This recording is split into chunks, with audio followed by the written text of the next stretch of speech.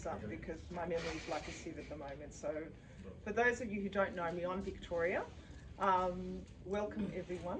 Thank you for coming this evening. And welcome to our full moon night event. We're a couple of days early. We usually host them when it's most appropriate on a Friday night rather than say a Monday or a Tuesday. Very excited about tonight. We've been waiting for this for quite some time. Our special guests this evening are Craig and Michelle of Spiritual Guidance Australia. I'd definitely like to extend a special welcome to Craig Alexander Stevenson. We've certainly waited a long time for this and are absolutely delighted. Sorry? It better be good. No pressure. Well, you know, we've been talking about it for years and all this, but it's all divine timing, we know that. And absolutely delighted to have you. Shaman, healer, and ritual magician is how, but I don't have the words to describe what you do. So, you know, you will obviously share your wisdom and insights tonight, and people will see, and those of you who already know him already know the depth of this man's gifts. On a personal note, we have entrusted you and Michelle for many, many years to energetically cleanse Crystal Universe for premises, rituals, and my own personal guidance. So your integrity, commitment, and professionalism and dedication to your craft is second to none. Okay? You will obviously tell people of what you do, so I'll leave that all up to you, but just want to thank you all for coming tonight and enjoy. Thank you. Thanks. All right, thanks for that. All right, well, not really sure exactly where to start. I think that the first thing I'll say is that I tend to challenge people's beliefs, even those that have a committed belief to something other than the normal aspect of life. Because there's far more to our existence than what everybody truly will believe. I think that given that everybody's in a place like this today, that there's no question that everyone realises they have a soul. Would that be right? As you live your life and you're looking at everything from a spiritual perspective, is your quest just for this time that you're living now? Or is your quest more in the eyes of something longer and more eternal? Because the majority of people that are looking at things from a spiritual perspective are just looking for a better life while they're here. What we've discovered, which is hard to sort of put into a full space of comprehension, is that this life here is barely a second on the clock of your existence. And everything that you think is important about it is probably the most insignificant aspect of what you're thinking. So, how could I think that? Why would I think that? Well, 13 years ago, I was someone who saw nothing from life. And then there was a moment where all of that time that life was finished. It's not a near-death experience, it's death, real death. And in real death, something happens. You're taken through review and you're shown the life that you just walked out of. And from that, in the normal circumstances for anyone that's passed, the review comes from the moment that you entered death, and the book is spun backwards to the moment of your birth. Now, when you see it all backwards, you don't see it the same way as you did when you saw it forwards and lived it. But something else happens that no one will believe. Because the moment that you get back to that first breath you drew when you were born, you're back in your mother's arms. And you're doing it again. And that's an infinite cycle of time that you never leave. So the question gets down to how much, when you're in the quest or seeking answers for life and why you're here, do you really want to know? Death is where you have a review. Life is where revelation sits. So all things in life are for the point of revealing what lay deep within your soul. Now, the soul itself and that thing that everybody believes that they have inside, you have two, not one.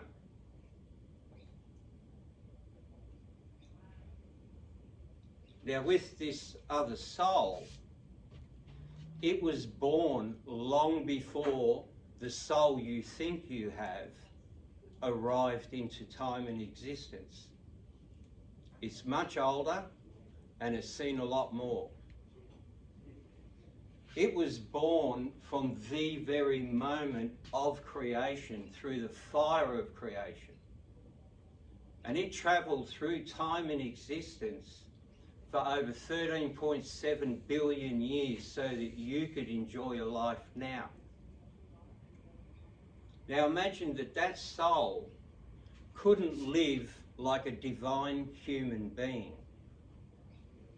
It was many things before it became a person. So it's something that's not held to the laws of humanity. What does it learn how to do?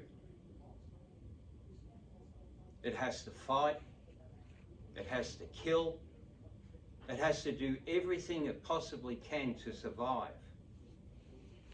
Has anyone heard of a spirit called a jinn? Well, you all have one in the back of your head right now. It's called a primordial soul, and it was born from fire. It was given free will, but it wasn't bound to humanity's law. This is why you'll question things, or you'll go against your own intuition to do something you know is wrong and still do it. Because there's something in you that's looking for an advantage in life, because you've always lived instinctively for this advantage. You have to do it. You feel the urge to do it. And something in you says, I shouldn't, but you still do. That's the big challenge. Because the celestial soul that comes into this life, that comes in via the spheres of the seven heavens, has keys within it that bind it to humanity's law. And it's here to teach the other soul that it is a twin to be a better soul. That's its job. So when you start to think about why you're looking into spiritual work, sometimes I think to find the right place, you need to know what the map is and where the destination is. How do I find myself where I want to be? And exactly how far is that place I'm looking for? These are the things that we don't have the affirmative answers to. And these are the things that Michelle and I have spent over 13 years mapping out.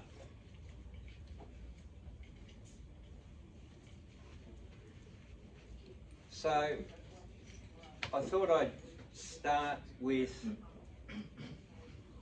the known story of creation itself. And some people may have heard it expressed.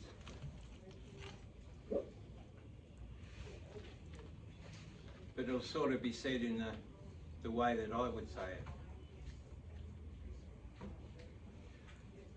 So from a moment of nothing, think about nothing for a moment. We're all inside a room. The room is located on the Earth. The Earth lay within a solar system. The solar system lay within a galaxy. And there are trillions of galaxies that lay within an infinite universe. We're down here in this tiny little spot in that expanse of all space. Now, think of that small spot in relevance right now to the entirety of an infinite universe. How big does that spot look? It's pretty tiny. Now think of a speck of dust for a moment. A speck of dust that you couldn't even see one speck of is still something. A speck of dust has some kind of physical dimensional form about it. It'll have length, it'll have area, and it'll have volume. So it's still third dimensional, even though it's a speck of dust. Well, the space that all things came from was nothing. It doesn't have the density of the speck of dust. Now it's still something, and that something is a nothing. If you think of a third dimensional space, well, we know it has an area, and we know it has a volume. Now if we think of a two-dimensional space,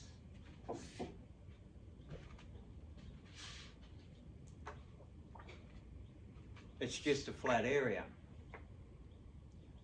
Now imagine that even though this piece of plastic has width, a two-dimensional space has none, because that would make it third dimensional. Now a single-dimensional space has length, but no height and no width. So it's infinitely fine, but still has a length. And that's a singular dimensional space. This second dimensional space would be infinitely fine, but it still covers an area. And this space, as we know, gives us area. Well, the space of nothing,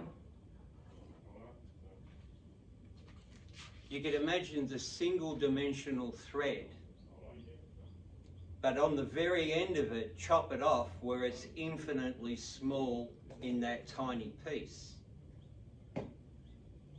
And that tiny little piece of that one-dimensional nothing is everything this universe and time came from, through that space.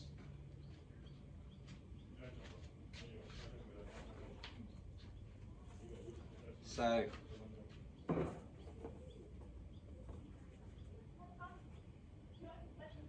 for nothing, that space, something happens. A primordial fire of beginning takes place. Now when we think, and we think of the primordial fire, we think literally of fire. But when you're talking about the energies of creation, it's not the literal thing. It's the primordial fire's dimension that starts. It's the beginning of a structure of cosmic influences dimensionally that science will never measure, because it's not physical and tangible. Once the primordial fire is initiated, though, God sets to work. And the first thing that he creates from within the primordial fire is the angel of death. Now, the reason why he birthed the angel of death first was because within the fire and creation, he needed things to evolve. And nothing can evolve without change. And death is the force that will create change. Now, when Azrael appears, Azrael is gifted a sword. And Azrael takes that sword and puts the tip of the sword into the primordial fire of creation. And what's burning in that fire is a word from God, and that is reason. Because from reason comes purpose. Nothing has purpose without a point. Now, when the sword of Azrael goes into the primordial fire, the sword becomes illuminated and burns, and it is the flaming sword that is seen in truth of death. Now, the reason why God would have such an angel with such a powerful force is that before anything else can exist within his creation, laws have to be created to hold it into form. Otherwise, it would be chaos. So the next angel that will appear through the fire is Uriel. And Uriel is the divine angel of life. And Uriel too holds a sword. And Uriel dips the sword that he holds into the primordial fire, and then he beholds the flaming sword of truth in life. So now we have both areas of existence covered and bound to the laws of truth, both in life and outside of life as we know it. And for everything that exists within the universe, everything, they are all bound to those two laws first. Once those two angels have set the architecture of everything else, death creates change and life creates evolution, and the universe can start to actually take birth and come into creation. So from the fire then come the airs. Now the airs aren't the things we breathe. The airs is actually what creates the expansive space of the universe itself. So the whole universe is from the creation of the airs. Now, in the physical sense, we have the fire, that Big Bang moment everyone talks about. We have the dust clouds of nebula formed from gases, which are a type of air. And then they give birth to stars. Now, a star is in a mass of physical gases that creates a plasma. Now, you would think that the star's plasma is then what we would see as the third element of the universe's waters. But the universe's waters aren't literal waters. That's when the third supreme angel is born into existence. And that angel is Metatron. And Metatron's divine virtue is time itself. The waters of creation is time that flows. And the rivers create moving moments of time. But just like any ocean where we see a wave, there's still the ocean behind it that pushed that wave forward. So every moment that a wave creates, the waters in which it came from are still always there. So when you're moving dimensionally through time, we see the clicking moment of the clock. But every moment that just passed is still there right now, literally. And this is where it starts to get into a space where it's hard for our minds to keep up. But once the physical form of the plasma rebirths itself into something next, we then have the earth. Now the earth is where the solid things, the tangible things start to take form. So as those elements come together, this is when we start to see, in the literal context, galaxies form, the entirety of the universe is created, and then the simple place of our solar system that lay inside of the Milky Way starts to take rise.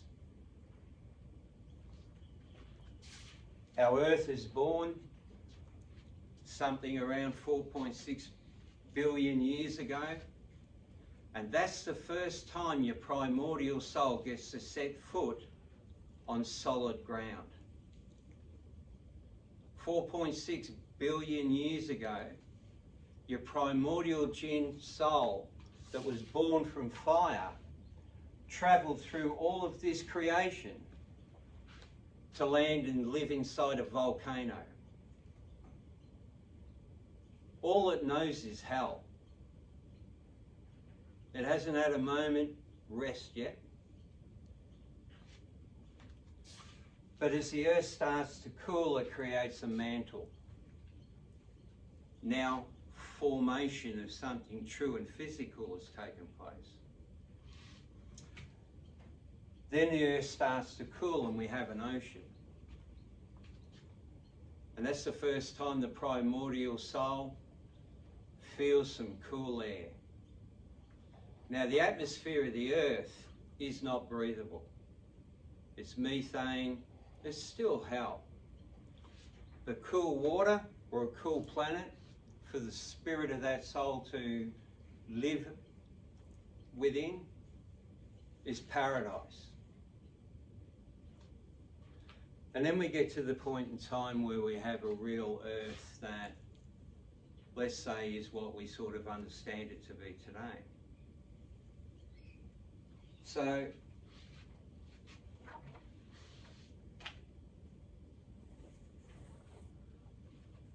it's nothing. It's the point that everything's seen from. But see, my mind will never rest because I want to know what was there before. So you've got to go there.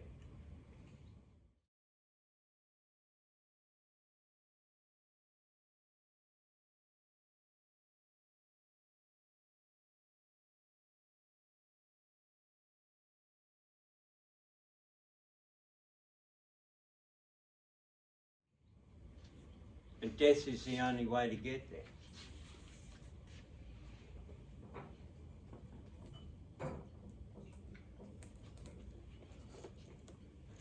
And that's what it looks like.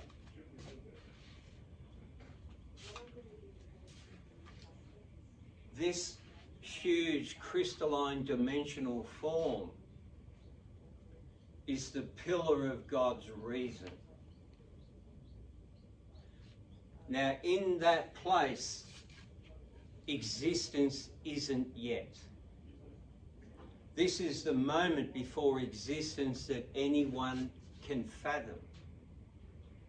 Because we only know existence from the beginning of the universe and time. But this is where we all came from before there was a universe and an existence and time. And at the base of the pillar of creation are the primordial souls that are inside of everyone's minds right now, waiting. Now, each one of those doesn't know itself. It has no identity. There's no sense of itself in any singular way from the one beside it. Because what could it think? It's just in a place where there is no existence. There's no such thing as thought. let alone a perception of a self. But at the very tip of this is the point. It's the point for everything that everyone and all time is for.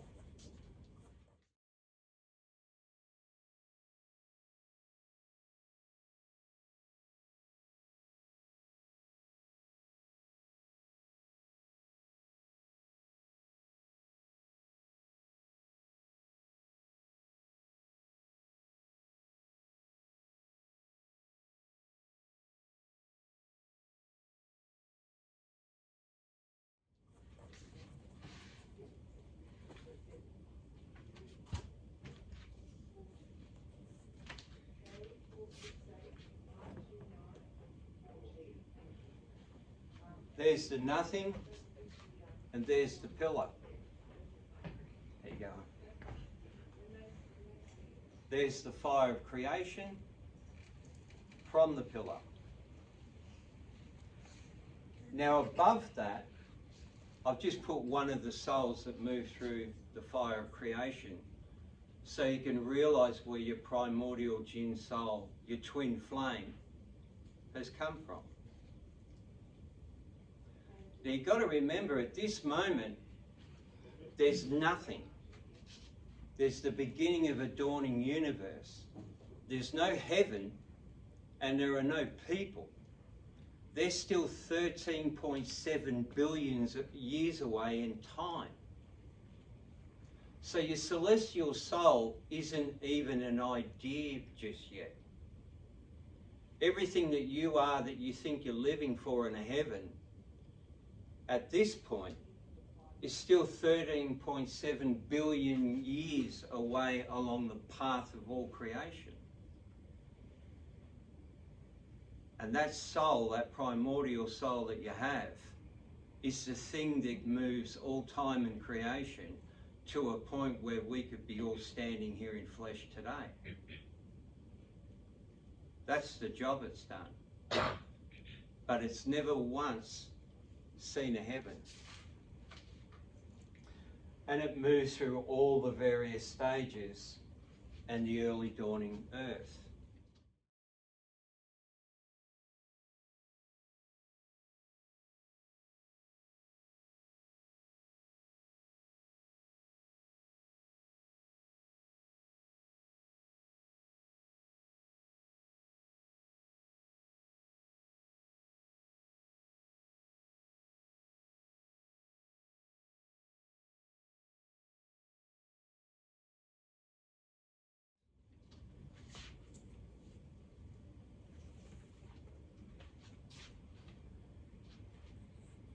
So I asked everyone about the belief in having a soul. Let's ask the question about this dog over here. Does he have a soul? She. She. Yes, she does. Of course. Yeah. Everything living has a soul. Is that a human soul? It's a dog soul. No. It's not there yet.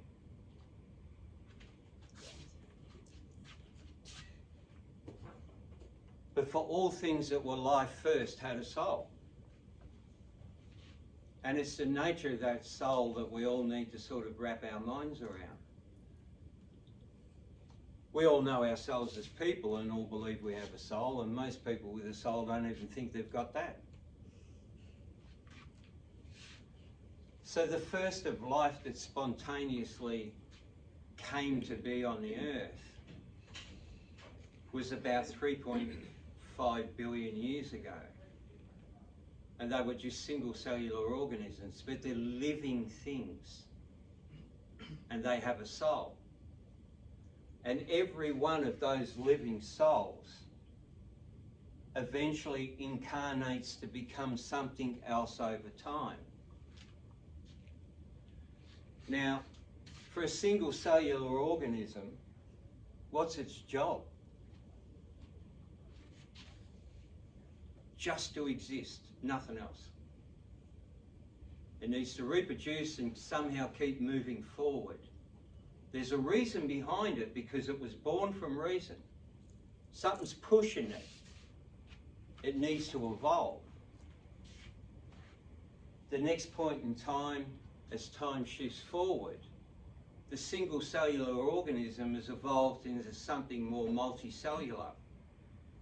Something a little more complex, but still very basic and simple.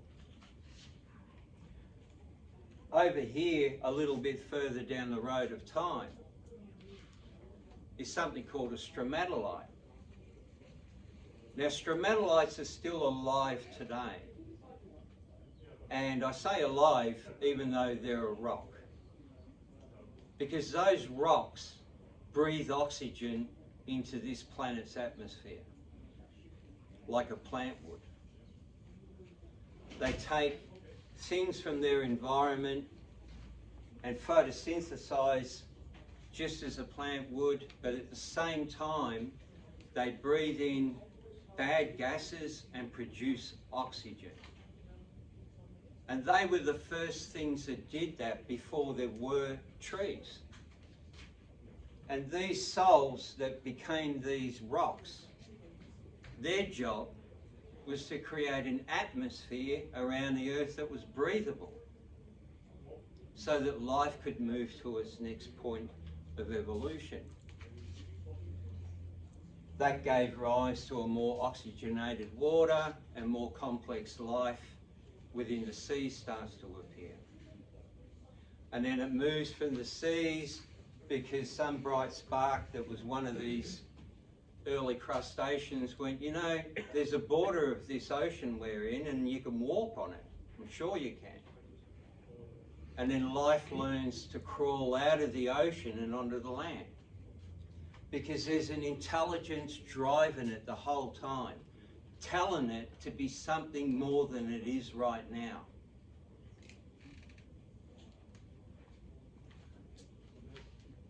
So the amphibian walks across the land. And eventually over time, it moves so far away from the water, it's no longer an amphibian, and it's a reptile. And then the reptile looks up in the air and goes, you know, there's a space up there no one's using. And the intelligence of life says, start flying. Because something intelligent behind everything is making nature make a choice to become something more. And this is when the early reptiles started to fly. Now, when those early reptiles took flight, they got smart. They realized there were big lizards down there that want to eat them. But those lizards can't go anywhere unless they're in a warm climate. So eventually those things that fly find land that's cooler, and next thing you know, birds start to evolve because they can heat their own body. Nature's intelligence is at work again. Something smart is happening behind the scene. While we're focusing on all the literal physical life and changes, there's someone behind the scene telling a story, and everything in life is following it. And that's a primordial God. Saying, you know, you need to be there and you need to look like that. And because everything this God says happens, everything moves when he points his finger, and it does as he says. Because it's not thinking itself intelligently. It's not there yet.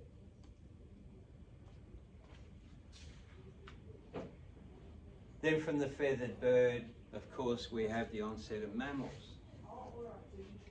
Now, the reason I'm going through all of this is because everyone in this room has been somewhere in this story. If you think that you're just you now, you're a small thinker.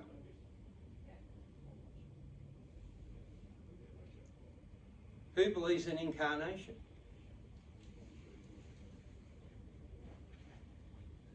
From what? To who? Do you just follow an ancestral line? You're always from the same family? Or are you going to pop up in Africa next time? A completely different type of person. Souls aren't bound to the genetics. These ideas that we build and these notions that sometimes really follow strongly through the spiritual progression and the streams of where people heal from or whatever someone reads from.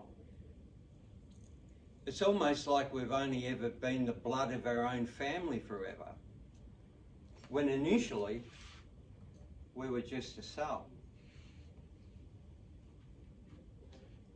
There's a point in time where the mammal starts to think a little bit better for itself. It learns how to stand upright. And when it stands upright, that's when God goes, right, it's time to be upright. And it looks across land because now it can stand up rather than have its head in the grass. And it starts to visualize spaces that are beyond where it is now, and it creates a wonder. And this is where consciousness is starting to arise. And that's where the second part of the story of creation really kicks in. Because that's the moment that God creates heaven after 13.5 billion years of time. It's not created in the beginning. It's not necessary in the beginning. There's no point to it.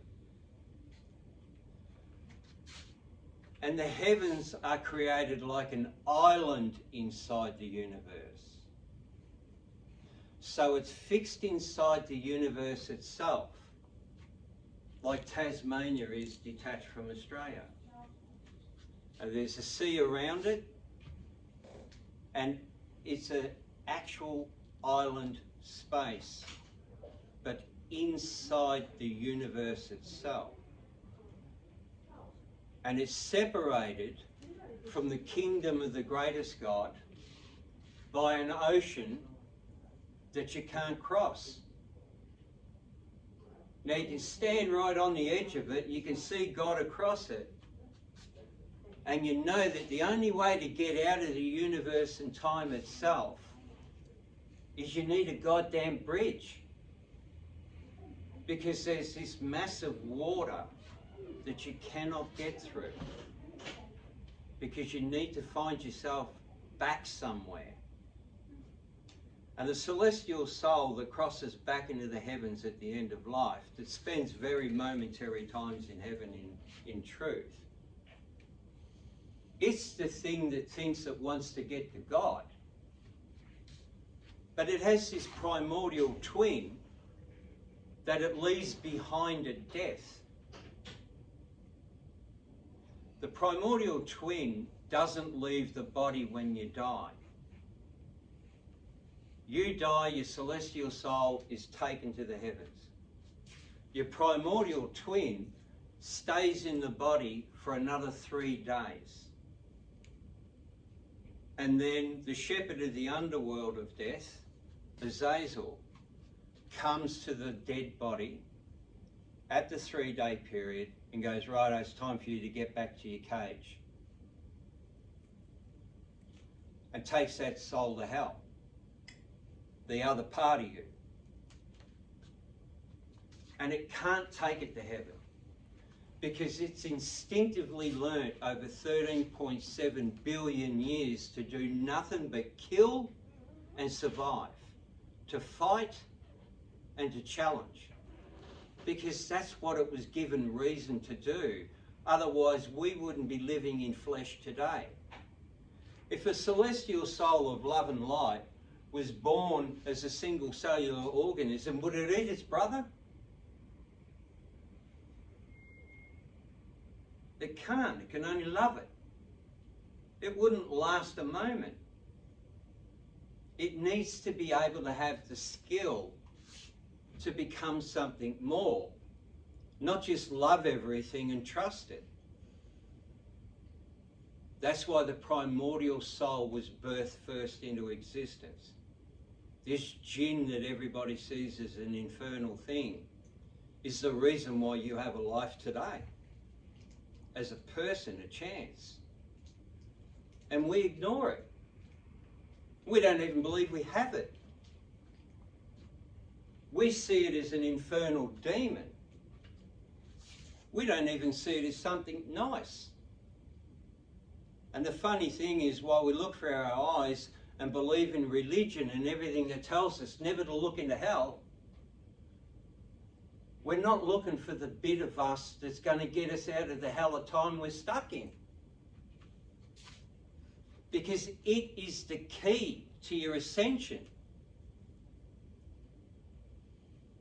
It holds the 4 primordial keys that are the bridge from the islands of the heavens to God. Because it entered time itself and collected the 4 most fundamental spheres of the gateways out of time. Because those gateways were created from time's beginning. The celestial soul came inside and only entered into reality via the 7 spheres of creation, the 7 heavens, your 7 chakras. It doesn't have the other 4 keys to give it the full 11th dimensional gateway opening out of time. And the reason no one makes it is because they don't even believe they have a second soul.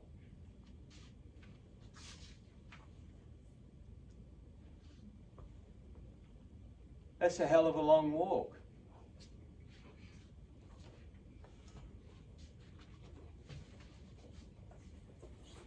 That shouldn't happen.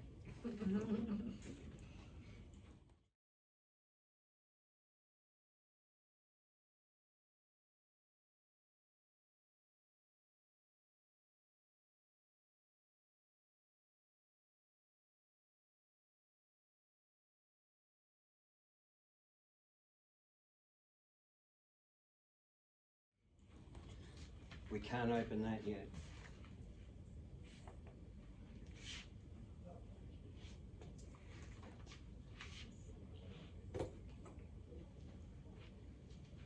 How do you get your satellite running if you haven't got the algorithm for the map? How do you find the location you're looking for if you don't know where north is? Well, the story's going to get a little more complex right now, but I'll make it really simple. This line here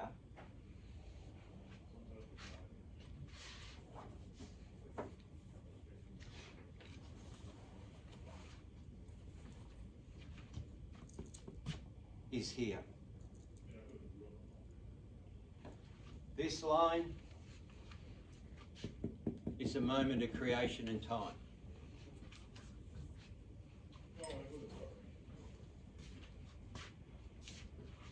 The primordial fire, and then the 4 fundamental gateways is the entry of the primordial soul into time and existence. Now, the soul that we all sort of draw to the idea of having, it comes in here. And it walks through the 7 heavens and is bestowed a virtue from each angel that is the governor of those heavens. Through the first heaven is Casael. And Casael sees your celestial soul in the divine image of God and falls in love with you. And Casael gives you a gift of the sphere of Saturn. And he places it in your soul right at the root. And he says to you, you need to move on. And you move on to the next heavenly gateway in your descension to earth. And you're met at the gateway by the governing angel Sachael of Jupiter. Ascension, just as Cassiel invited you in, gives you a sphere of Jupiter, and he places it in your sacral. Now you've got two keys to two fundamental heaven's gateways within your soul. Then you move on and you get to the heaven of Mars.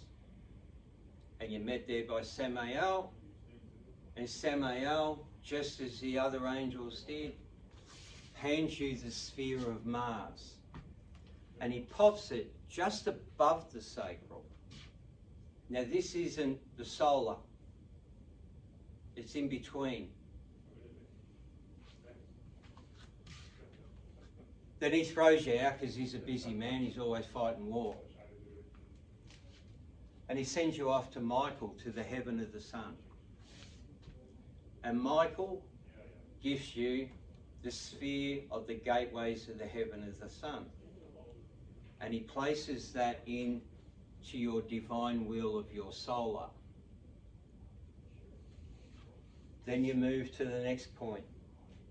And the next point is Venus. And NAL repeats the process. She then sends you off to Raphael, who repeats the process through Mercury. And then you meet up with Gabriel at the heaven of the moon.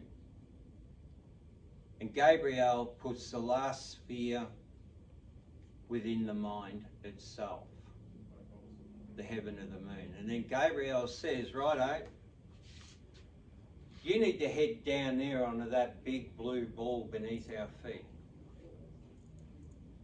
And you move down onto the earthly plains. And when you get here, you think it's pretty fantastic. And you look and you gaze upon the water. And it's the first time you actually see an image of yourself.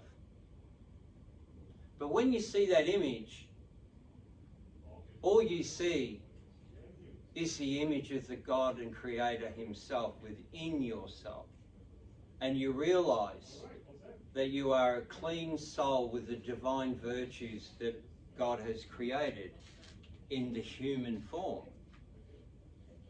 But while you were sort of busy vainly looking at yourself in the water, the goddess mother of the earth saw you.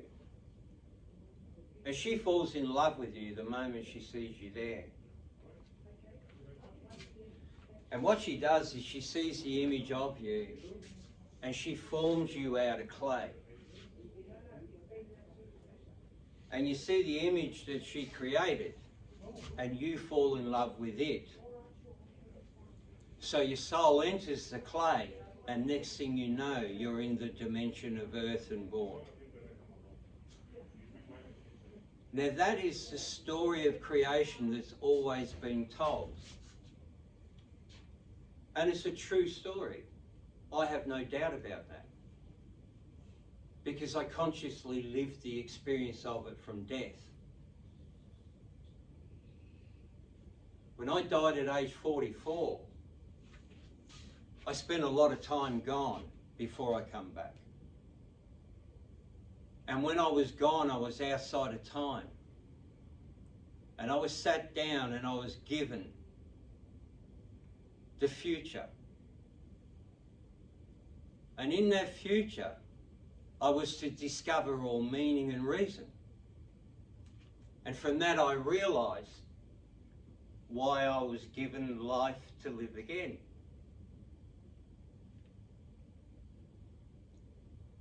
It's to know,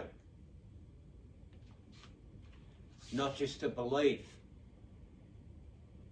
Belief is a faith and a trust in something that feels right. Knowing is to have lived it and seen it and know. And there's a very big difference between knowing and believing in anything. We can see a car at an intersection and go, I believe that car's going to turn right. They haven't got their indicator on, but we believe it. And then they turn right and you go, see, I knew that. It's the action of the real thing that takes place that creates the known experience. Prior to that is just belief and speculation. Anything I talk about today isn't anything I believe. It's what I know. And that's hard to believe. Because you can only know through seeing through your own eyes. And the last thing you need is belief from anyone else in the thing that you know is true.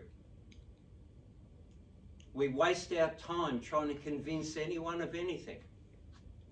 Why? When you know it. It's pointless trying to have someone else accept it and validate something that you know already. You don't need their validation for anything.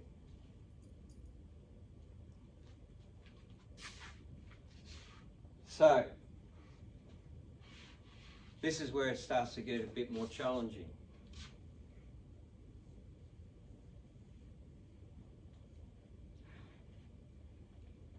Who believes in God?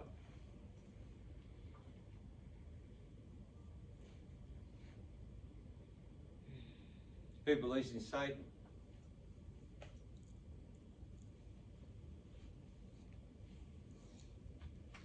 Well, God and Satan sit on the ring outside of existence, looking in. And one is at one side and one is at the other. And both have a very detailed set of skills that allow them to look into all existence. They both view everything 11th dimensionally. Now, they both see the same 11th dimension, but they see it from opposing views. They're not opposing to each other. That's just a story that we believe. If we understand that we have a primordial soul that's a real arsehole of a thing, doesn't it need tough people to look after it when it's not walking around the earth? Who's policing those souls? Because I tell you now, a jinn soul that's loose in this dimension of reality would rip you apart and you wouldn't even know what the hell did it. Because it does not hold itself to humanity's law. The only thing that keeps that thing from being a serial killer is the soul of light that comes to the body before it gets here, so that when it gets here, it knows how to behave itself. But when it's in the underworld, it doesn't have that light soul of humanity with it. So it's back to being a primitive animal again.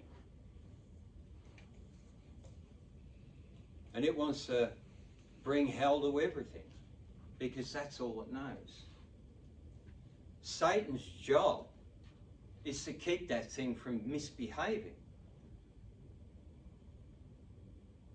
Now think about that for a minute. Without him, those things would be running riot and no one would have a life. He's got a virtuous job, and it's a dirty job, and someone's got to do the dirty work. And he's the God for the job. But he also needs some assistance with that, because we're talking about a hell of a lot of souls to keep in order there. So he has kings. Now, the kings that everyone sees as demonic forces are seraphim angels. They didn't fall, as the story says. They were given the dirty work, and it was what they were created for. And they went to the worst possible place because they loved their God, and they said, I'll do it. Now, when you face a seraphim, and I mean face one for real, if everything in life that you see and manifest is a reflection of you, when you meet a seraphim, that's been tarnished as an archdemon, a divine angel higher ranking than an archangel. Imagine its reflective power and surface in all its divine virtue. And you walk up to it and the first thing you see is a demon. What are you looking at? You're looking at yourself. And that's a bitter pill to swallow. But it's reflecting the demon that's within you that always goes down there into that world and saying, hey, have a look at yourself, it's in you. And you're meant to catch and get some kind of point of understanding from that, rather than accuse it of being the demon. And the great work of someone in spiritual practice is to eventually keep going and visiting that seraphim time and time again, until eventually all they see is a grand seraphim angel staring back at them. And that's when you know you've made it.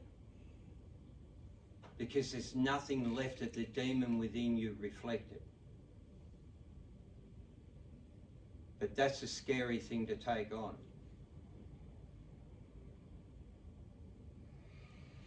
Every one of those angels, archangels, they hold the governance of the very simple things, the 7 spheres of divinity.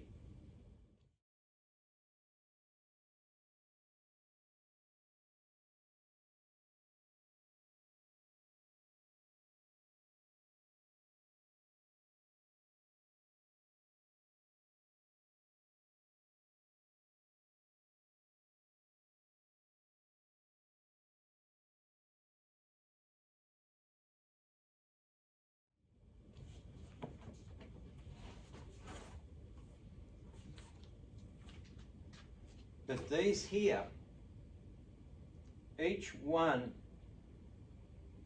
of these powerful dimensions held in a triangular form is an angle. And every one of those angles come together to form the one point of reason. But each angle has its separate virtue. And every one of those angles there is the power of a seraphim. And when you think about the size of this pillar of creation, the universe looks like a marble sitting on the top of it. You start to realise just how big those seraphims are. And that's a frightening concept. We won't get into the stories of what it's like when you meet one.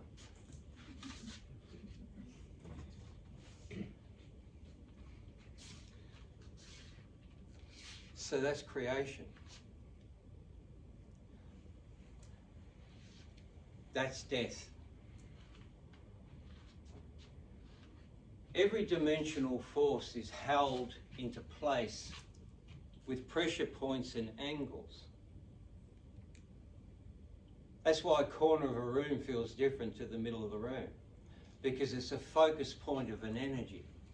That's why people think there's a goddamn shadow spirit there, because a reflection of their own shadows in the corner manifested because the corner can hold form differently, and they see it and it moves and runs and does everything independent to them, but it's a part of them, because everything's a reflection. It's not an entity there to scare the hell out of you. It's you. You can even photograph one when you see it, and the camera will catch its image. It's manifested because the darkness within you's gotten that bad. Now, why this is death is because the geometries that are put together on that stone work against each other. This is called the seal of time. And Michelle and I use this seal in ritual practice to summon the angel of death, Azrael, to us over long periods of time. Because what do you know of the soul without death? Nothing. Death separates the body so that only the soul is left. So it's a good reason to work with death. Now the problem with working with death is you find yourself in the currents of death. And when you walk with the current of death within you, life stops. People stop ringing. People don't see you in the street. No one thinks of you. No thought of you comes to their mind. Your business shuts down. Everything goes backwards. Time's still moving, but life is disappearing. So it's risky to work with, but there's a reward for working with death. Because when you die, you become someone else. Now, at the end of the day, all those people about serious spiritual practice, aren't you trying to become someone else?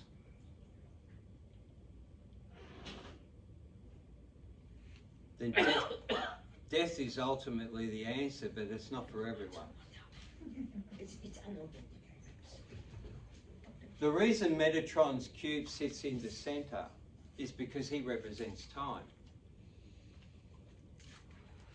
But there are the creational forces of the divine which flow one direction. And then the inverse of the same thing that's flowing in the opposing direction. Now, when you have those two forces that are driving direction and you flip one over the other way, they work against each other. But those forces are forces of life. But when they're flipped on each other, it says time is over. And that's how the seal works. Even in the zodiac, another thing that binds us into months within a year, they have virtues of angels that represent them. So there is a power within each zodiac that creates an influence within our time. But there's also an underworld version, what we call a demonic version of zodiac, and it runs the other way because it's there for the adversarial sense of yourself. They're not demons, by the way, that are doing it. They're angels, but we still think of demons. And when you run them the other way, you're stopping the months and years. So when you step through the stone in ritual, you've just said, my life's over. I no longer am, and I'm ready to become what's next. But that's not a game. Because if you like your life and who you are, then you're not ready to become what's next. When people think of the idea of ascension and to move beyond coming something more, the one thing that they're not willing to pay the price for is who they are now. And the who they are now is their ego that can't let go. When you're dead, it peels off you and falls to the ground. It's nothing. It's left behind. But it's everything right now you think you're living for. And to you, at some point, that self is priceless. But like a wetsuit, you just take it off when you go.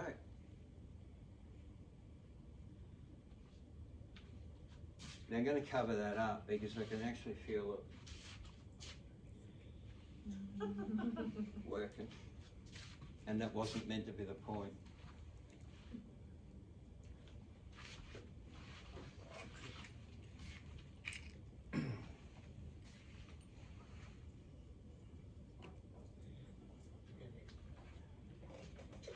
None of this art that I have, any of the art that I created when I basically stepped up from death, was my idea. None of it. That seal isn't something that came out of an ancient book. That seal came out of me, along with a lot of other very significant tools that I had no idea how to build. And God's funny, you know, he cracks me up.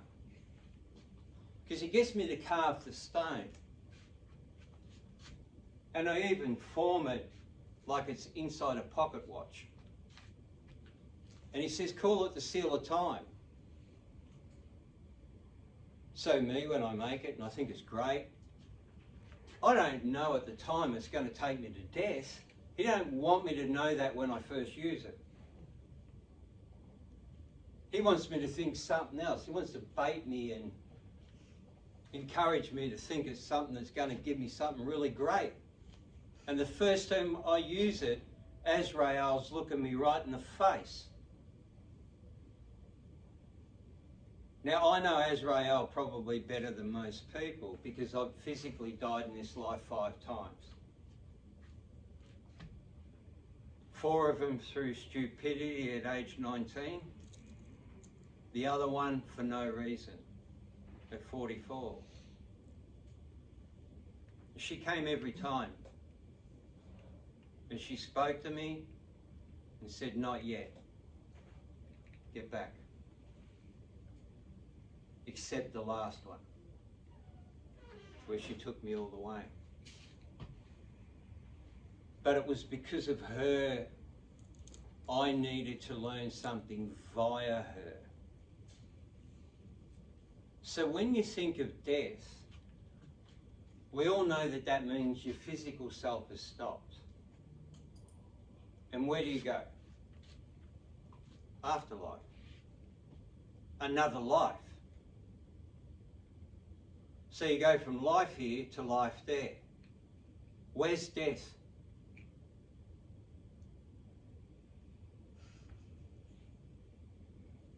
Death is a one-dimensional string that separates the 2 worlds of life and afterlife. There's a dimension there, and that's where Azrael walks. She's there, afterlife's there, life's there. She's got it either side of her. She walks that one-dimensional thread of existence in between it all, not affected by time at all. And the reason that I was introduced to her so much in life by dying was because I had to learn how to walk in that space with her. That's why Michelle and I had to master this tool. And that wasn't fun. Because every time you sit down in ritual, formal, proper ritual with it, and I don't mean a meditation with a vision, where you call the angel in. The minute she gets there, you're gone. Time stops. You've had your last drink. And she takes you to work. But you don't cross over when you do that. You walk in the middle with her. She shows you the truth there and the truth here. And what we believe here, and what you believed here, being put in your face when you're there, to show you just how wrong you were. Every time. And then when you see you're wrong, you know something that you believed you thought you had right before. This is what real spiritual work looks like.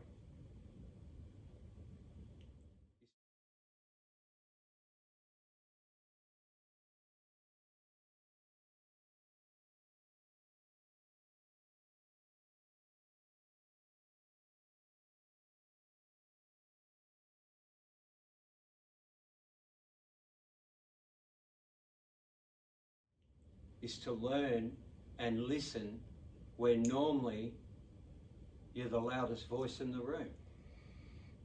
You know something, you believe something, and then life teaches you you're wrong.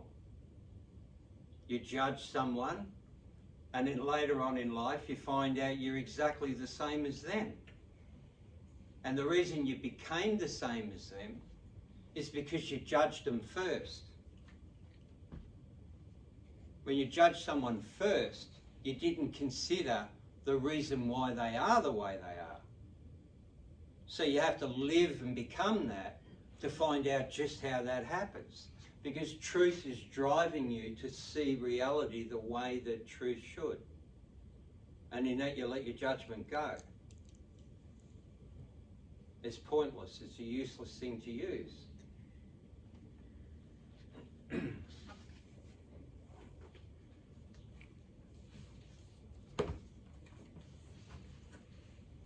But on this map, I said before the story gets a little more twisted. Because here's the twist. I've told you about your primordial soul, and I've told you about your soul. Is that everything you are?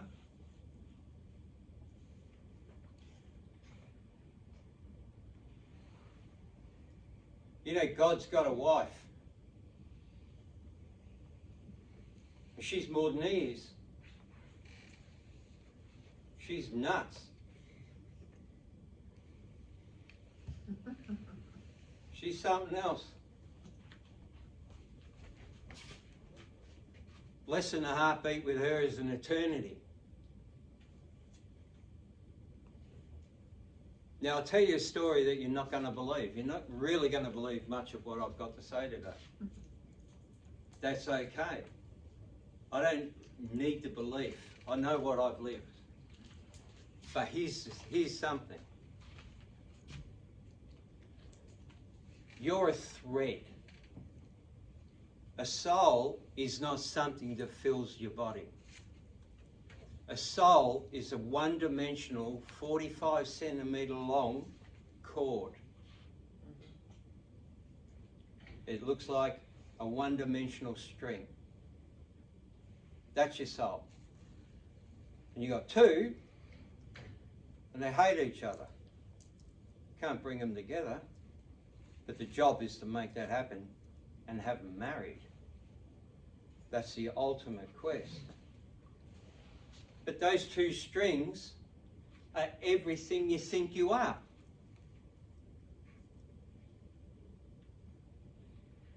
And the truth is, just as a bee leaves a hive and lands in the flower to collect pollen, it flies back for the sake of the queen. You're there to nourish the queen.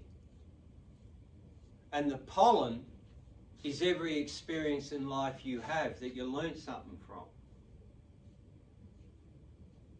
So who's the queen? If you're you. Now, we're not talking higher self here. Higher self's nothing. We're talking something grander than that. When you leave the universe and time and you sit at the primordial moment of creation in conversation with the God that's about to create time and evolution and everything, it's a hell of a thing to try and pull together. But while I was there, I said to him, I don't reckon you're everything. And he said, you're cheeky shit. I said, I don't believe it. He said, what are you talking about? I said, I reckon someone created you. I don't think you're everything. I know you want me to think that, but I reckon you got a mother. He said, I'm getting tired of your crap coming around, hanging around up here, trying to figure out how I did everything. I'll send you to her. Now that was a mistake. Guess what happened to me? I landed in the Cathedral of Infinity. Now think of the sun, right? The sun is a real thing, and we see its light up the world, and we feel its warmth. That's the sun's power, its energy. Now think of infinity in your head for a minute. Our concept as humans inside an infinite universe is that the infinity is the universe. No, we live in an infinite universe, but it's given infinity by the goddess Infinity. Just as the sun gives us light, she gives existence infinity. That's her virtue. And without her, there's nothing eternal. That's her power. Now, God's power is creation. Hers is the thing that makes it last forever. I think hers is pretty cool, actually. But when he kicked me off from his place, I got stuck in an ocean. Now, the goddess Infinity lives on her own rock. But she's surrounded, because she has this power, by an ocean of infinite seas. How do you get there? You're lost in an eternal fate of infinitely trying to find her while she's washing you infinitely into existence. It sucks. But I worked out how to build a bridge across the ocean.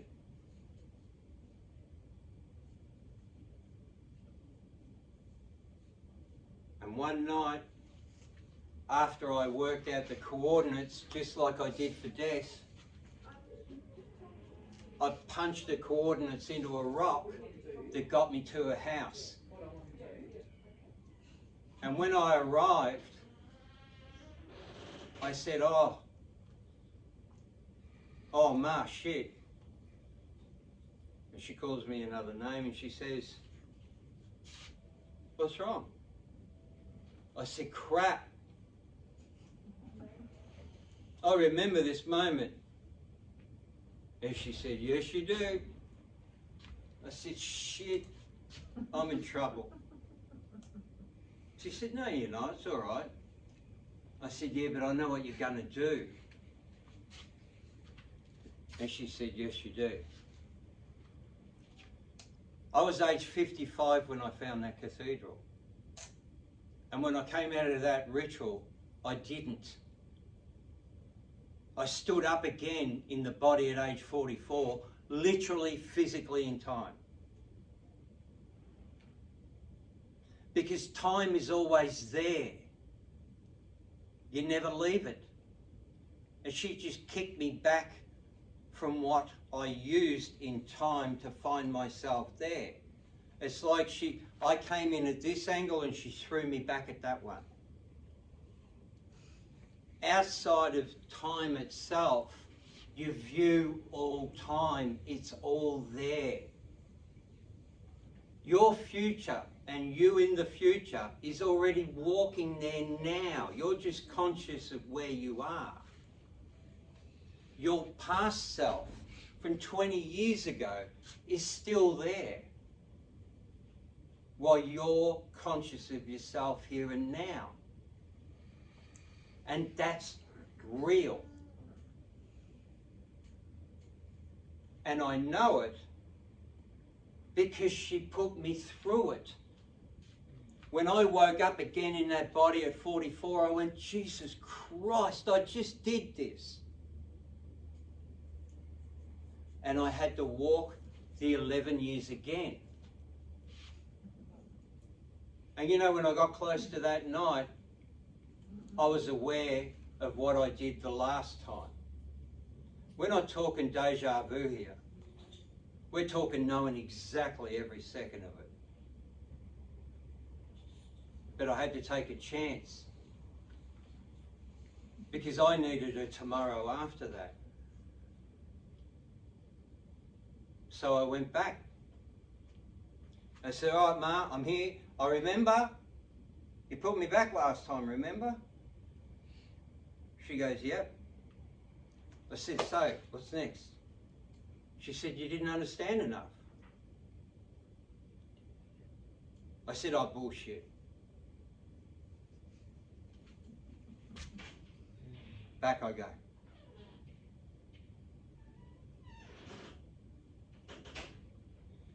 I'm not messing around.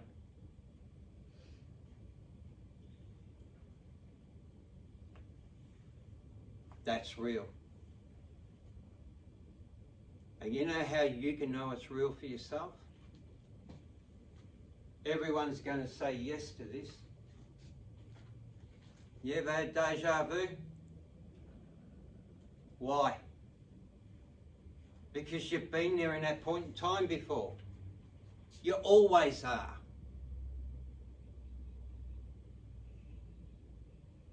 You want evidence of time and movement, go to your deja vu and go, I goddamn done this before. Yep, you have. And you always do and you always will.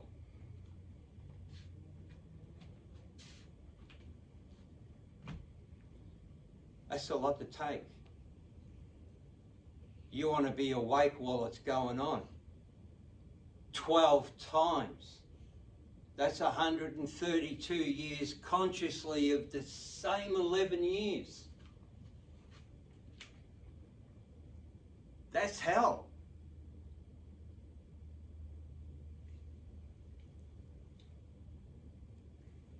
And we're all doing it every lifetime we live. I decided this sucks, right? So I went up to God, because I got the coordinates for him too. I've got them all in my machine at home. And I went up to him and I said, you know, you're a prick. You've got us all trapped. I said, I see it now. I caught you. We're stuck. And you think that shit's funny. I said, you know what? I'm going to go against you. I'm not doing this shit anymore. He said, really? He said, you said that last time. Oh, son of a bitch, I remember that too. He said, what did I tell you? I said, you told me I'd figure it out. So I did.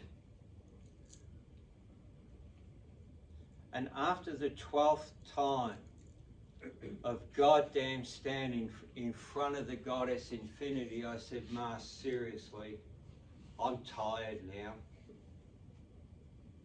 She said, well, you have a good rest and I'll give you tomorrow. And I couldn't believe my luck. And she said, but you need to come back here to the cathedral in 4 days from now. Can you do that? I said, I actually get 4 days of actual tomorrow, not 4 days from then. She said, that's right. I said, all right, I'll come back. And when I got back into the cathedral 4 days, into 4 brand new days, oh my God, that was beautiful. She said to me, I got something exciting for you. I said, oh yeah, what do you got? She said, you better brace yourself because I'm going to hit you with an energy that I don't think your physical body can take. I said, all right, give it to me. And a doorway literally opened in front of me like it was out of the Stargate movie. Eyes open, clear as day. And I hear a voice come from the other side of this window. And it's mine. And I could audibly hear it. And he says, God, it's about time. I said, that's really funny. You say that like you've been waiting an eternity for me to get here. But this is about time itself, isn't it? He said, that's right. I said, so if I'm here and I'm in this time, where are you? He said, I'm 500 years up the river. I said, so hang on, where are you? He said, 500 years up the river. He said, what are you, stupid or deaf? I said, that's 2,500.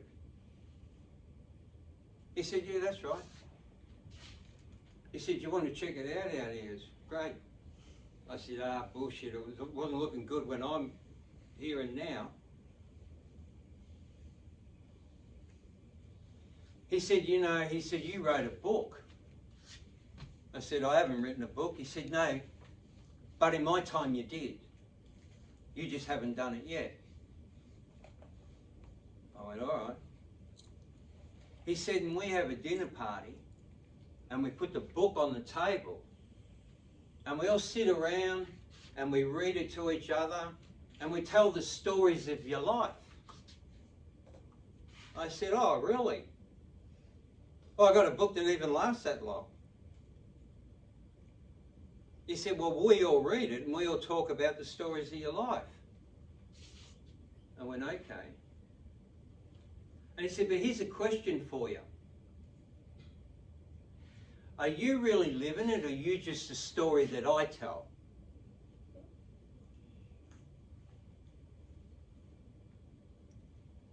I said, shit. That's a good question. I said, you really anyone in time or are you just a product of all the hard work that I did? He said, oh, touche. I should have known you'd come back with something clever. You are me after all. I said, what's going on? Something's not right here. Well, I spoke to myself across time there for an hour.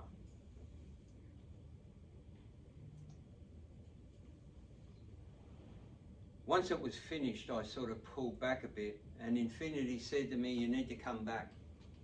4 days. 4 days, everything's 4 days with you. She said, 4 days, come back. So I did. And she said, all right, I got something big for you. I said, is it big like last time? She said, it's bigger. I said, right, what's bigger than that? She said, now I want to take you to meet yourself.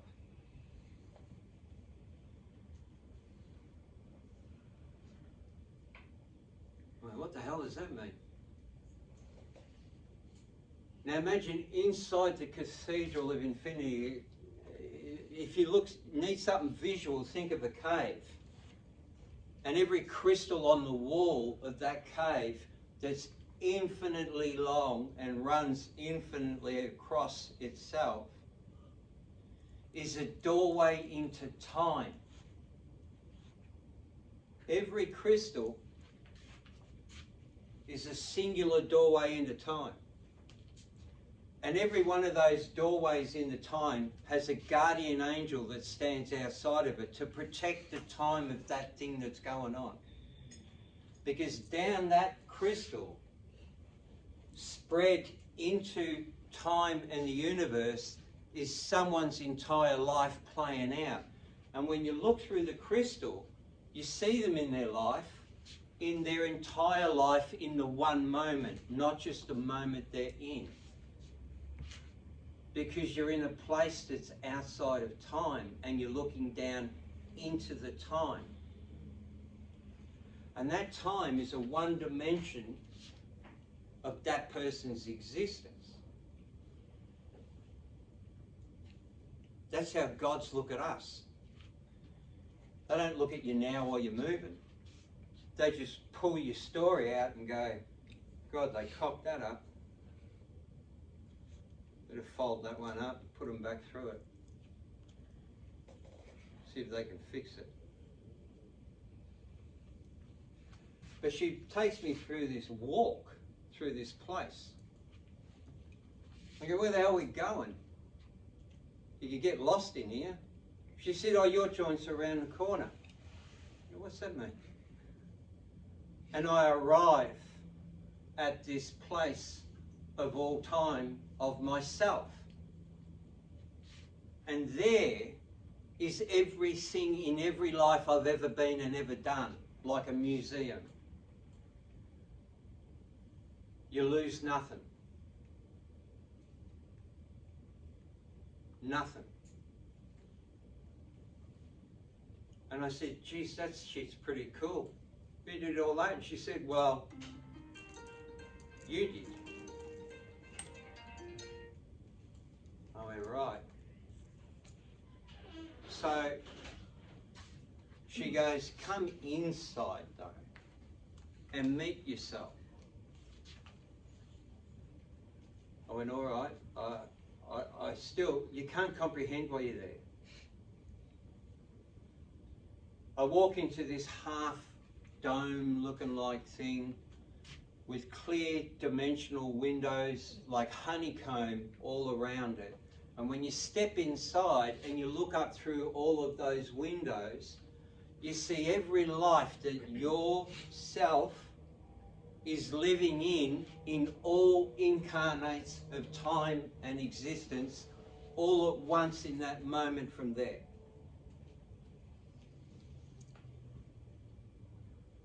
Every past life that you think is yours, you're one soul thread caught in this time in life. There's another soul thread that's living in the other life that's not yours here. It's another one. And there's another one in all the other ones. And every one of those threads come back to a greater you that is a God self. Not God gave you a soul. The God of you sent a little bit of itself on a goose chase through time. And you think from your soul's point of view here that you're everything you are. It's one piece that you are. So this is sort of how it looks. It's the only way I could bring it into reality. But there's the cathedral behind the primordial God. And out of the cathedral, a single thread is sent down that pops up in the heaven and comes into life. The minute it's sent down here, it can't come back. It's eternally bound into the cycle of this time as almost like a scratch on a record. But that's the soul that you have right here, right now.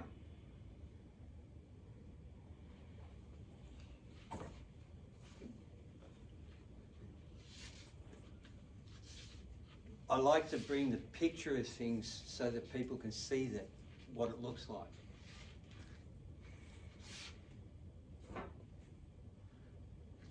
And that's, let's call this here, the boundary here, time. It has a directional flow.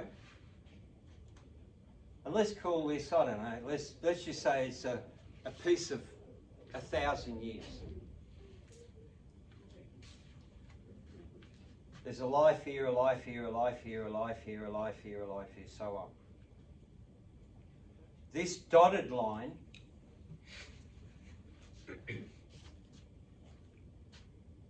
is the afterlife.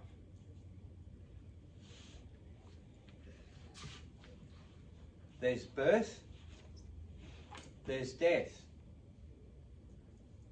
The arrow moving this way, of course, because when you're born, you move on to the end of the story, and that's cycle of time. You leave it and come back to this point here. You go into review, and then you fall back down into the birth self again. And you live it again, and that's why you have deja vu. Because you keep dropping back into your little baby body and becoming an adult that dies. And then you're born again as the same child, not in a new incarnation somewhere else in time. The life you're in today, you're born back into again and live.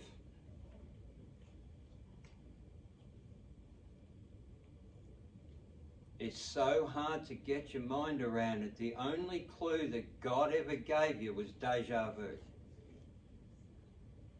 Because at least that's something real that you have that can verify a possible belief that this is true. I literally lived it, so it sucks for me, but at least I know it. But see, here is the God self. And it's sending past this point, which is God and creation, here. The Cathedral of Infinity is not in the centre of him, but it's the only way to bring it into a place where we can look at it in a linear plane and draw some kind of sense from it. Sending threads off into multiple lives across time.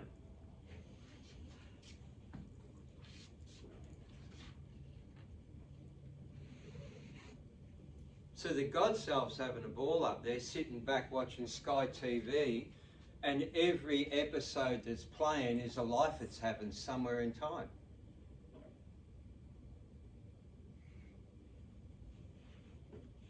And you're down here doing the hard work for yourself, never knowing that self that you are.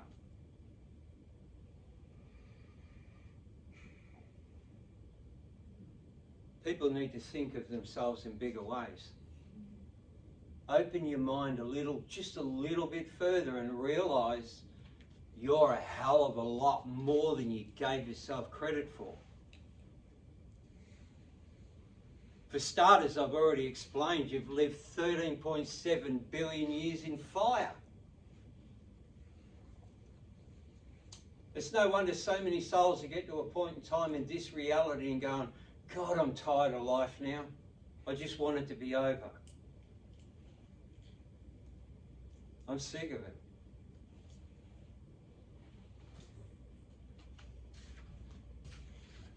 The reason it's a dotted line down to here is because you don't return. It's a one-way trip. Unless you crack the code. I mean, I'm not going to tell everyone a hell of a story if I didn't give you the answer. And there's 1, 2, 3, 4 people in this room that have already received the answer.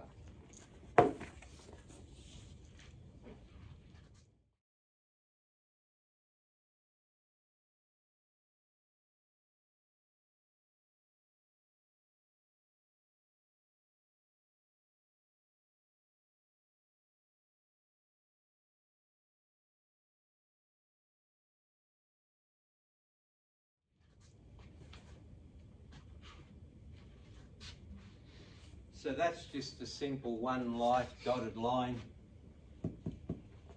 stuck in the cycle of time. That's the one life.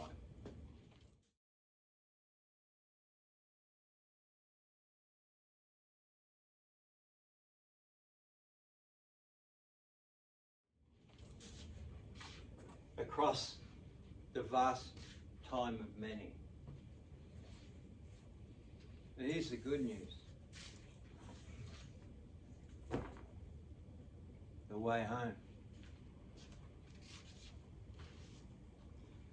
Now, the reason this is possible is because to form the bridge back through time and existence, a primordial God that put you into the game of existence,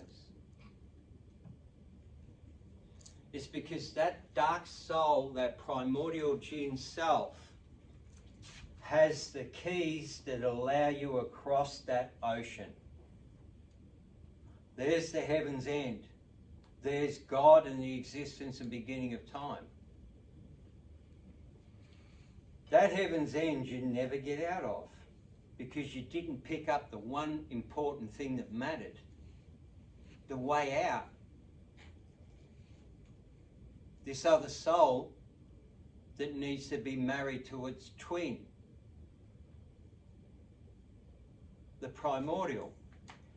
And the moment the two threads become one, you no longer have the 7 gateways through the heavens, but you have the 4 creational gateways that started time itself from the primordial that was gifted them.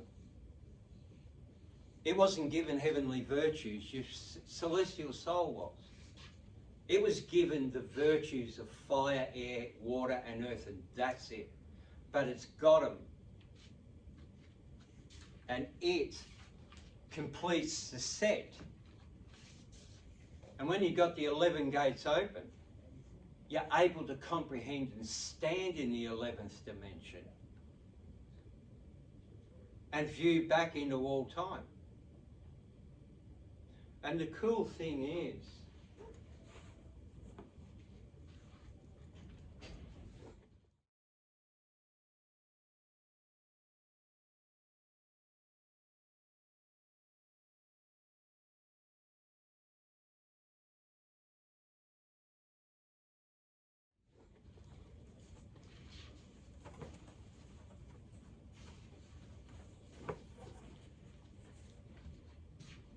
when you do it, this is the life here, right? You do it here. You pull that self across from that moment, and every other one is pulled back home. Game, set, and match. And then you get to move on to the next existence, which is not about this place. It's about becoming something far more. Because you've got to remember, when you bring yourself back into that place, you're a living God outside of time and existence. A living God, not a human anymore. You don't have human virtue, chakras and things. They were all washed off when you pulled everything of your power back. But what you do have is a hell of a lot of experience of how things work. Everything. And what's a God without its own creation? So you go up to infinity and go, you know, I notice that there's a little doorway down into another existence that doesn't go into God's universe. Can I borrow that and create my own? Because I watched how God built his, so I wouldn't mind my own universe.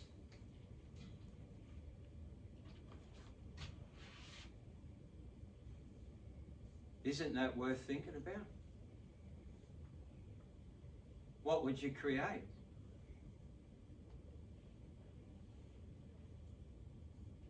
Who'd you invite?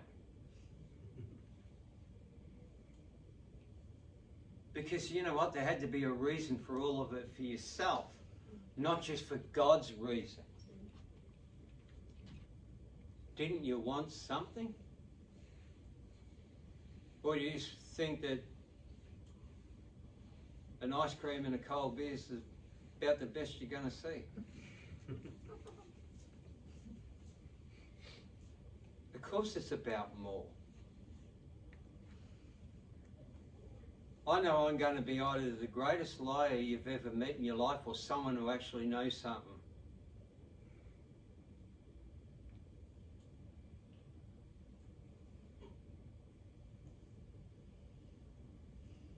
You feel that? Does your mind just go into some clear space? Almost like your thoughts stop for a second. Because you were wondering.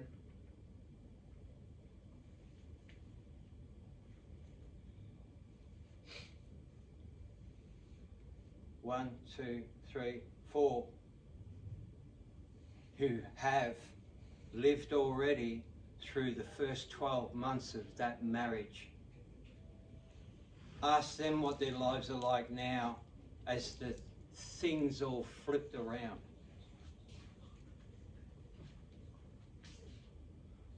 I think in total it's over 125 people that have done it. Now I'm not saying anyone should. You should be flat out believing anything I've even told you. You don't know me.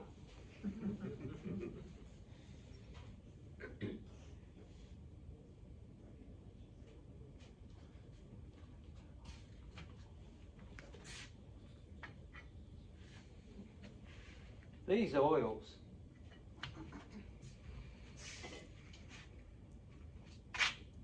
this one here, it's called ending oil.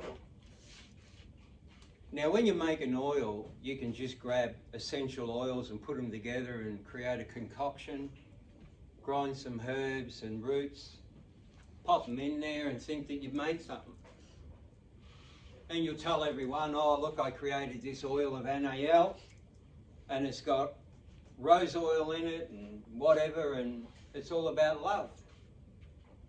Well, it ain't NaL's oil until she blessed it with her fingers. It's just oil. This oil is called ending oil. Guess who touched it?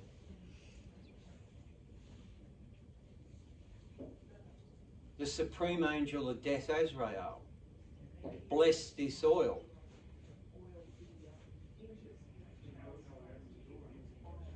Now, if anyone questions the reality of what I've said today as being maybe bullshit, great story, or someone who knows something, I dare you to put a drop of that oil on your chest every morning for the next 3 months and see what happens.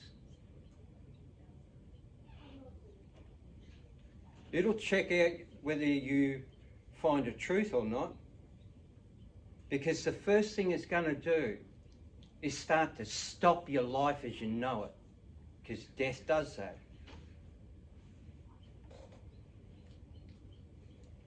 Now this is where you find your own truth out today, right now. Right now is your moment to find your own truth. Would you be willing to do it? Are you that serious spiritually about what you want?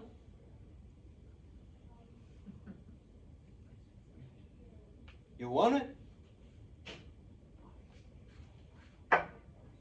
A bottle of death. Right there. And a drop there every morning for 3 months, and a life you know now manifests in a life no longer.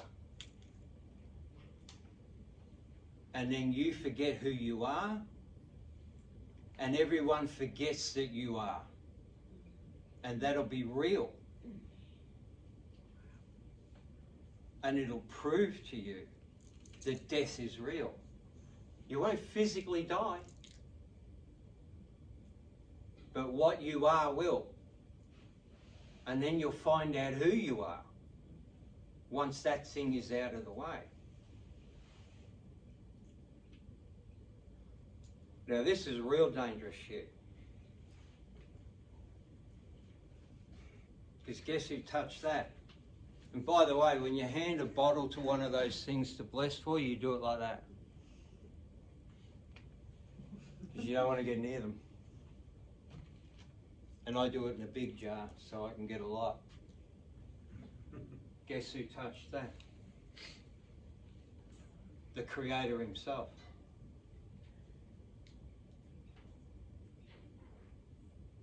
They're hard to imagine, hard to believe.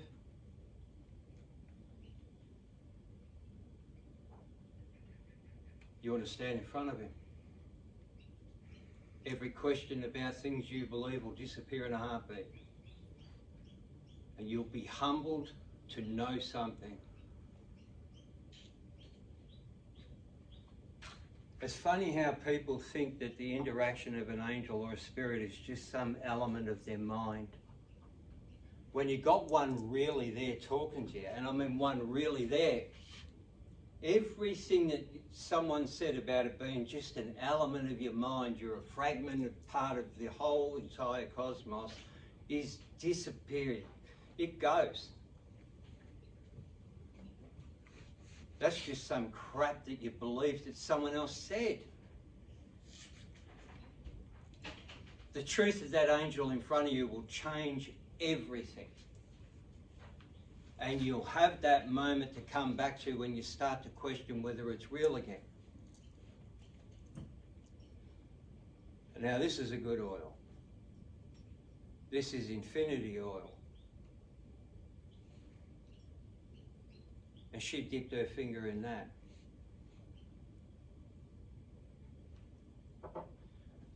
When you do something for yourself, we can just literally make something and give it a literal sense and belief of what we think it is, or we can have its true divine virtue put into it. There's a difference between a meditation and an activation that takes you into the next level. A meditation is just a dance on the edge of change and falling back into the old self. There's no real commitment that takes place from that. Now it's going to raise the challenges,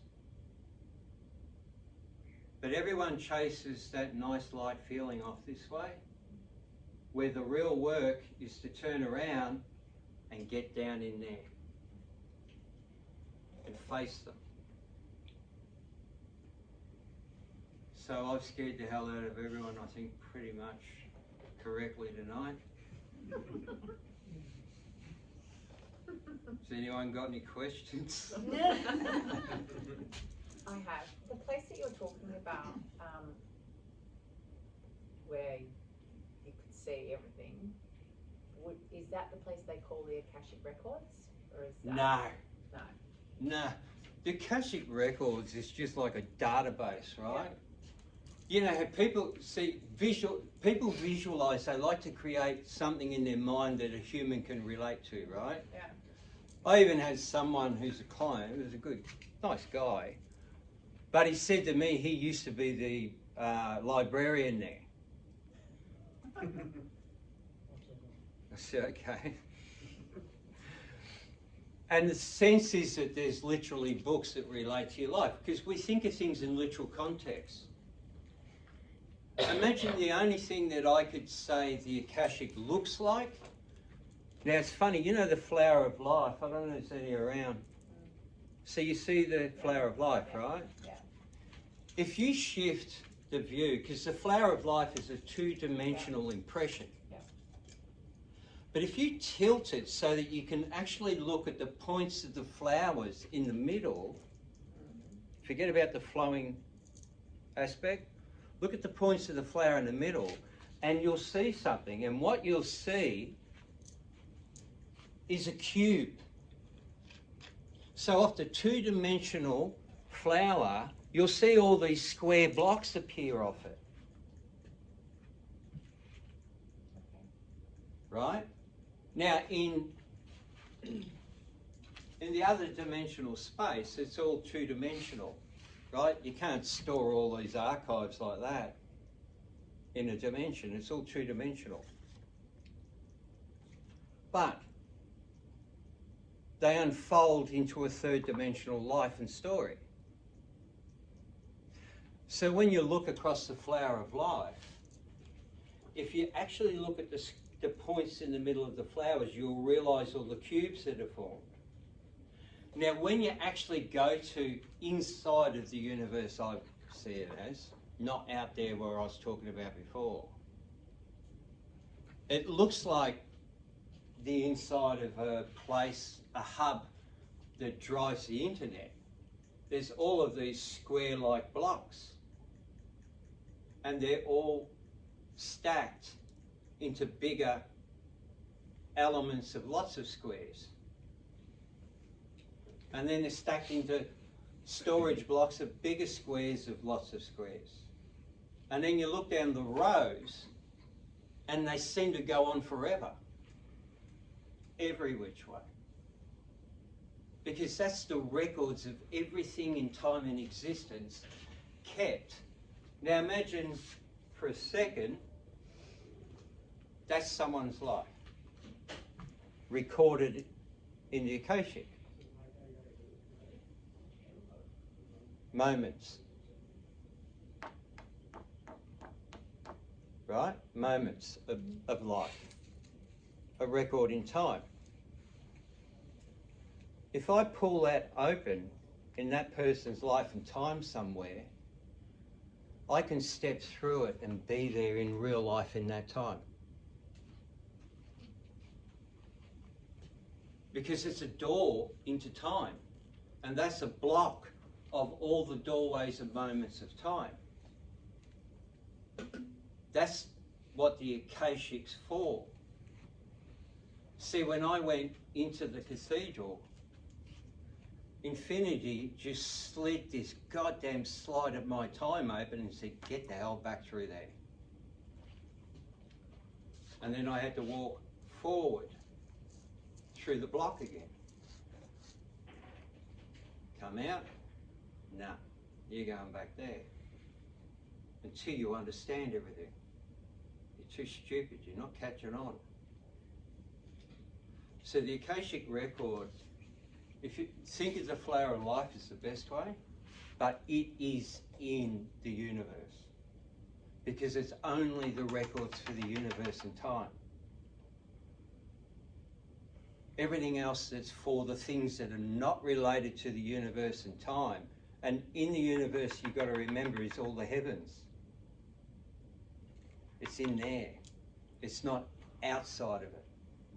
It's an island in it. Now, the other thing is, every one of those things made things look at a distance. That's not how dimensions work. There's a dimension, and I can step from this space through this door, walk that little bit across and then into this doorway, and I'm 1 billion kilometres from here. Because not the literal distance has anything to do with heaven, creation, time, or anything. That's just a physical binding that you have while you're here, the sense of distance. They're not distant, but there's certain orders that you must keep before you're allowed to step through one.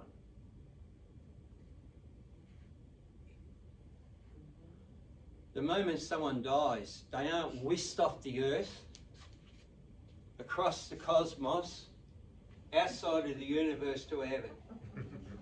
They're slipped through a two-dimensional plane of existence by an angel. There you go, over there. It's that quick. It's not... That's monkey minds that create that view. Because we need to make everything literal. This is way, way, way past that thinking. Death is a doorway. One moment here, the next moment there. That is not a long place to walk. You see? That's a heartbeat. Over. So the Akashic is sort of the same. It's not somewhere in a distance. It's knowing where the doorway is dimensionally, and it can be right there in front of you. You could open it here, and then all its records are available to us now. Tap it properly. It'll open.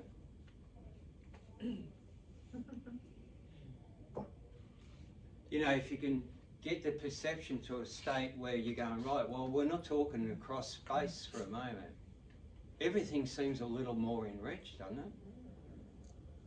Like, it's not the hard work you think, but there is a lot of hard work to crack it open, let's say. So,